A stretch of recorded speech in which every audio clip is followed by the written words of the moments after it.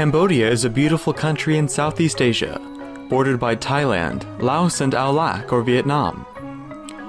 The country is a fascinating mix of breathtaking scenery, simple cultures and traditions, stunning ancient temples, colonial architecture, genuine friendliness, and more.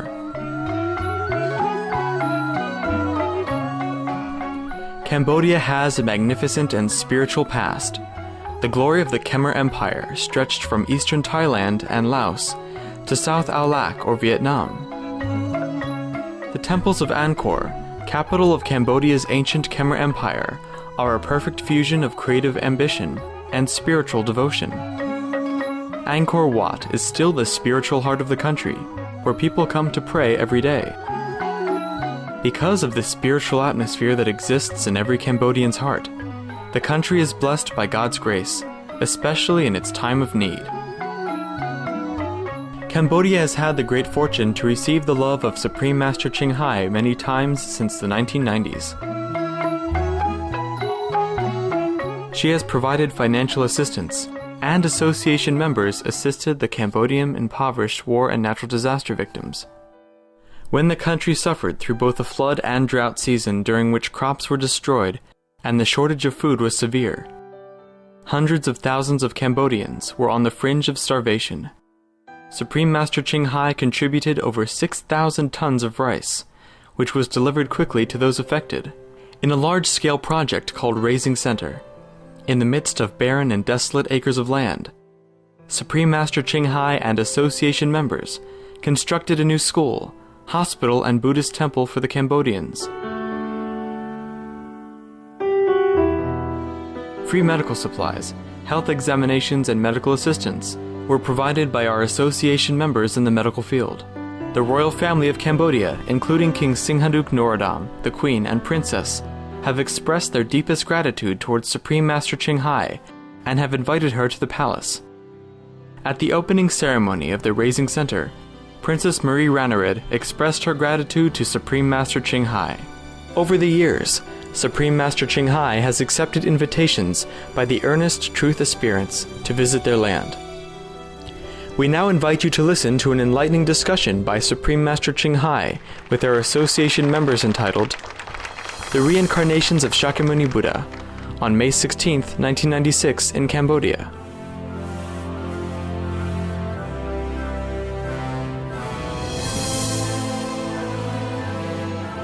Supreme Master CHINGHAI's lectures are not a complete meditation instruction. Please do not try alone. For free of charge guidance, please visit www.godsdirectcontact.org or contact any of our centers near you. Okay, so let's have some more reincarnation of the Buddha, you like?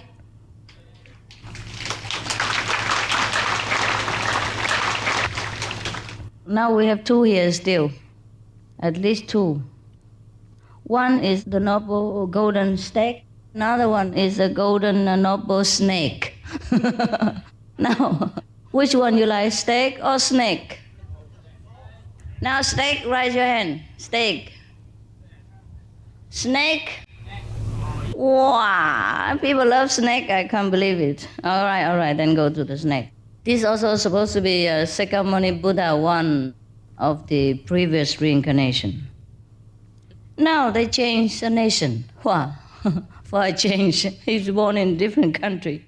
Once upon a time, King Anga ruled over the kingdom of Anga. Wow, that's very simple. Just like the Supreme Master CHINGHAI resides in the Supreme Master CHINGHAI Center. And King Magadha reigned in the kingdom of Magadha. Oh, that's simple enough, right? The two kings were constantly fighting with one another. Sometimes King Anga would win, and other times King Magadha won. Now at a certain battle, King Magadha was defeated by King Anga. Mounting his charger, he fled from the battlefield and pursued by King Anga's soldiers. The two kingdoms were divided by the river Kampa, not Ganges. Under this water was a serpent kingdom, ruled over by a serpent king named Kampaya. King Magadha arrived at this river, and finding it flooded, he could not cross. He decided that it's better to drown in this river than to die at the hands of the enemies. So he plunged into the fast-flowing currents together with his horse. On the riverbed, the Serpent King had built a jewel pavilion, and he was seated on his throne drinking tea amidst his court. King Magadha was pulled down by the current and fell right into the midst of the pavilion. The Serpent King was impressed by the regal bearing of King Magadha and took a liking to him. Rising from his throne, he made the king sit down on it and asked how he had fallen into the river. King Magadha told him the sad story of the lost battle. So the servant said to him, "Fear nothing, great king. I will make you master of both kingdoms." For 7 days, King Magadha remained in the serpent kingdom and was shown great honor. On the 7th day, both he and the serpent king left the river and went up to the world of human beings. Then, aided by the magical power of the serpent king, King Magadha routed King Anga in battle and killed him. So he became master of the two kingdoms, and from that day onward, there was a firm alliance between him and the serpent king. Every year, King Magadha built a jewel pavilion on the banks of the river Kampa and paid lavish tribute to the serpent king. Attended by his court, the serpent king came out of the river to receive the tribute, and all the people of Magadha beheld his glory. In the fullness of time, the serpent king died, and the new king ruled over the serpent kingdom. This king was both austere and virtuous, and did not care for the pomp and glory of the serpent court. He soon weary of the wasteful, undisciplined life led by the serpents, and thought, "I must leave this palace and go into the world of men to fulfill the holy vows." This is supposed to be Sakyamuni Buddha, not the other one, huh? Okay, the second one, this one. So on fast days, he came out of the river and lay on an anthill by the side of the highway, not far from a frontier village. He said to himself, "If any man wishes to take my skin, I will not obstruct him. I will not resist. If any man wishes to turn me into a dancing snake, I will allow him to do so." Many people passed by and down the highway and worshipped the serpent king and placed scents and perfumes in front of him. The inhabitants of the frontier village realized that this was a serpent king of great power, and built a fine pavilion over the anthill where he lay. He can't escape it. He escaped from one palace and go to another. On the 14th and 15th days of the half moon, the serpent king fulfilled his vows and fasted, and on the first day of the full moon, he would return to his palace. Thus time went by. One day the serpent queen, Sumana, said to her lord, her husband, "O king, on fast days you go into the world of men to fulfill your vows. The world above is full of danger. Suppose some evil should befall you, how will I learn of it?" The serpent king took his consort to a lucky pond and said, "If any man injures me, the water in this pond will turn muddy. If a robber carries me off, the water will disappear. If a snake charmer seizes me, then the water will turn the color of blood." Having explained the 3 signs to the queen, the serpent king left the palace under the river Kampa and went back to the ant hill. His body was like a coil of pure gold, and as he lay there, his scales shimmer in the rays of the sun. Now, a young Brahmin from Benares had gone to Taxila to study under a world-renowned master. From him, he had learned the charm which commands all living beings. On his way home, he passed the frontier village, and he saw the Serpent King lying on the ant hill. He thought, I will catch this snake and teach him to dance. Then I will show him off in towns and villages and earn a lot of money. So he procured some magic herbs and, repeating the magic mantra, approached the Serpent King. The serpent felt the effect of the charm and, putting his head out, saw the Brahmin snake charmer. He thought, I can easily destroy this man with my poison, but if I do so, I will have broken my vows. So he withdrew his head and closed his eyes. The Brahmin came up to the Serpent King and, catching him by the tail, put him into a reed basket. Then he carried the basket to the frontier village and made the Serpent King dance before a vast crowd of people.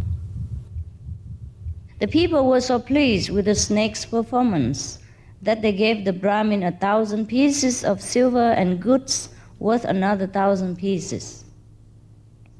The Brahmin had decided to let the Serpent King go where he had earned 1,000 pieces of silver. But seeing how easily the money was come by, he was overcome with greed.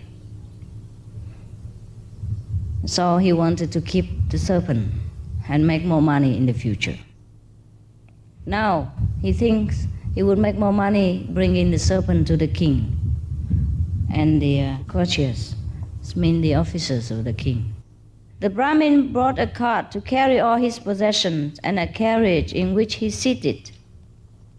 Accompanied by a large crowd of people, he went through towns and villages making the snake dance.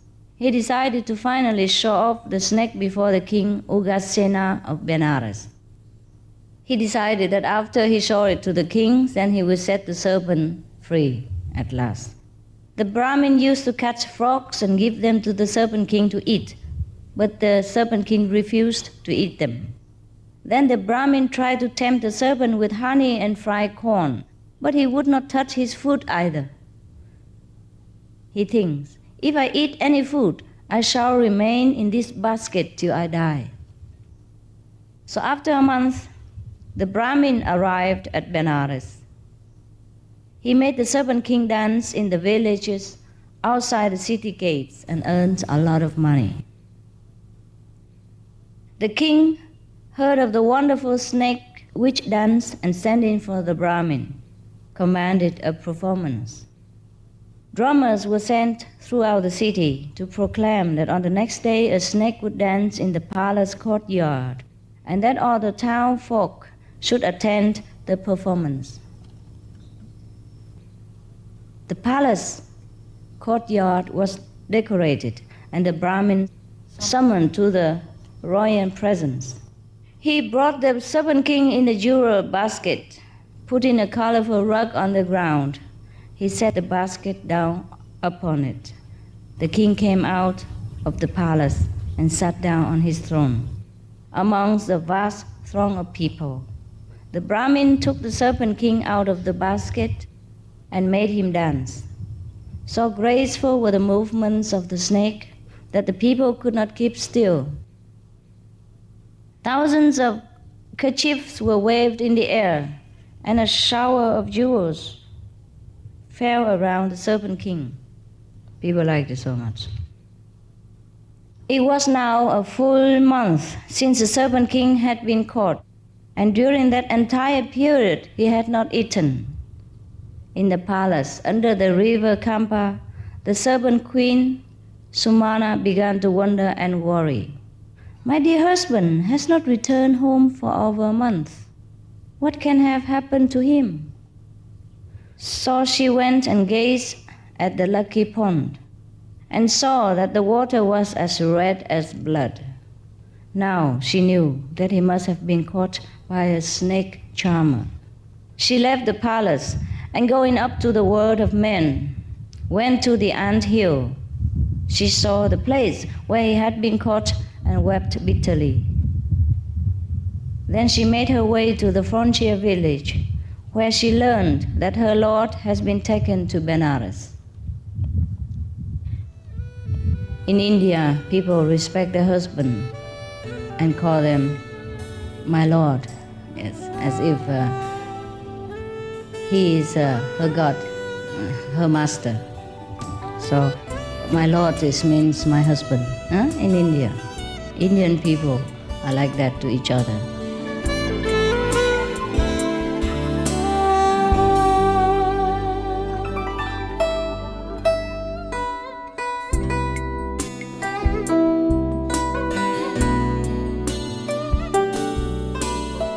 We thank you for your loving presence on today's episode of Between Master and Disciples.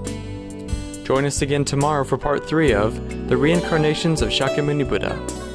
And now, please stay tuned to Supreme Master Television for healthy living. Up next, after noteworthy news.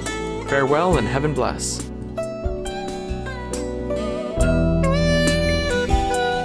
For more details, please visit www.suprememastertv.com/BMD.